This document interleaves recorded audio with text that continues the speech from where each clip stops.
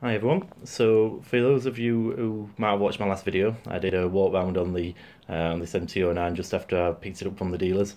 I did mention that I'd bought a tank pad and a fly screen for it, so I'm just doing a little video now basically just to show that.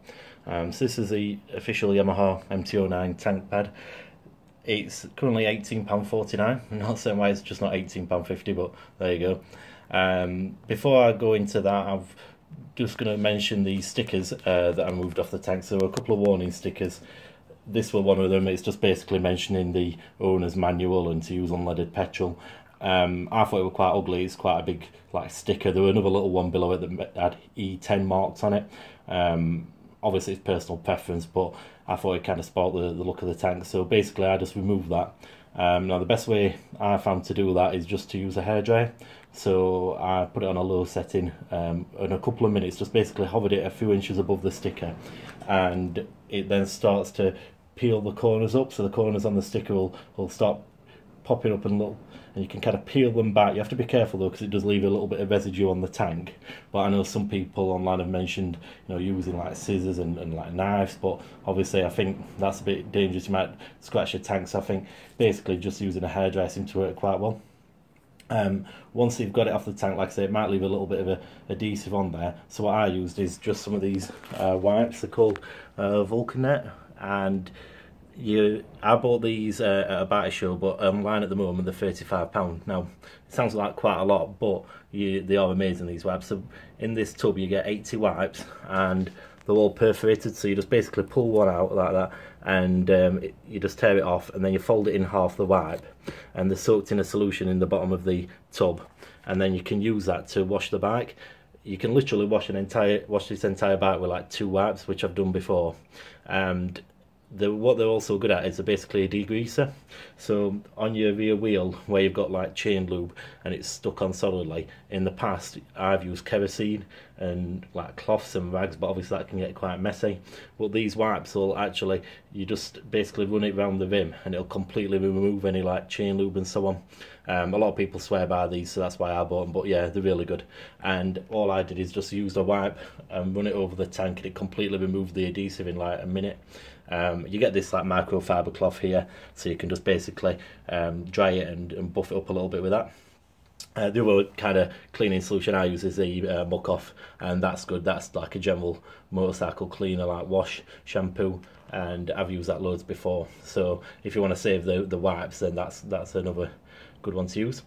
So yeah, I've got these stickers off, and then basically I then fitted the tank pad. While I was getting the stickers off, I kind of held this one down just with a little cloth and put my hand on it. So because they were not that far apart, I didn't want this one to peel off as well, so I've left that one on there. The actual tank pad itself, it comes in 3 parts. So you've got this like main part and then these 2 little bits. And in the packaging you get a template, so it's like a paper template, so you can use sellotape just to attach it onto the tank.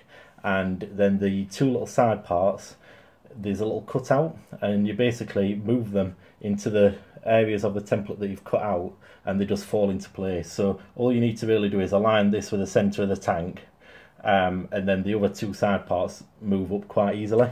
So you might be able to just see it. These are like the little instructions. So you've got this diagram number 4 with a tape, and then this part where you move up the little side areas into the little bits that you've cut out already, if that makes sense. So yeah, I mean, I think it looks pretty good. It's obviously a little bit expensive for a tank pad, because you can probably get them online, like third party ones, like £5, £10, but I guess it's the official one and they always are a bit expensive. It also looks a little bit better in the flesh. I think sometimes when I've taken pictures of it, it doesn't necessarily always pick it up, but it is quite nice, and it's really sticky. So I've bought tank pads in the past where after a few days if the edges have started peeling up, but this one's really super strong, the adhesive. So you might just want to be a little bit careful as well when you're putting it on the tank, that you kind of get a position that you're happy with before you really smooth it down. I basically just smoothed it down just using like a little cloth, a polishing cloth, and then smoothed it down with that. But yeah, you probably want to get it right first time, because if you try and peel that off, it's going to lose its adhesiveness and you're going to struggle. It might not get the right position again or stick down again properly, so it's super strong once it's on. I also use those Vulcanet wipes to clean the tank before I put that on and dried it off, because it's something that really you kind of meant to do. It does mention it here as well. I think it's just to get rid of any dust, so the dust doesn't stick to the bottom of the tank pad and cause it to not stick properly. So yeah, that's the tank pad. Just over here I've got the screen, so I'll do a little unboxing. I'm not going to fit this now, this will be a future video I think, but you've got the actual official visor kit screen here, and then that's the screen itself. Fairly simple, straightforward. And then you've got, in this area, you've got like a rubber kind of banding that goes around the screen. I think some people have used that, some people don't, just down to personal preference. And then a little box here, and in this box is basically loads of little packets, and in these packets are all the bolts and nuts, screws and like rubber washers that you'll use. There's quite a lot to it, to be honest. You'd think it'd be a bit more straightforward because there's only 4 holes in the screen, but I think it's just the way that they've manufactured it. This is the actual diagram, so again from that it looks like pretty complex. From what I've seen online, I've seen a couple of people posting articles and videos and so on. I think it's quite a lot more simpler than it makes it look like on here, but yeah, so we'll have a go at that, and I'll probably put another video on once I've fitted it. There is another screen. This one's £104 by the way. There is another screen that's larger, like a sports screen, but I kind of think that this one will probably suit the style of the bike better. By the way, I'm not endorsed by Yamaha or Vulcanet or anybody like that. It's just products that I've decided to use or buy, so it's not like paid for or anything like that, just items I'm purchasing myself. Just while I'm in the garage, I thought it might be an idea as well just to show the lights on the bike, because in my last video in the daytime you didn't really see that. So if I just turn on the ignition, you'll see the speedo light up, and then if we go around the front, just by the way, that's the traction control and the riding mode there. You've got your fuel gauge, the gear indicator, the ABS light will go off, the quick shifter light stays on all the time. If we go around the front, you'll see the LED light strips just below there. They're kind of like the running lights, and then all you need to do to get the full lights on is you have to start it up. So you just pull down on this. You don't need to pull the clutch in, you just pull down on this. Yeah.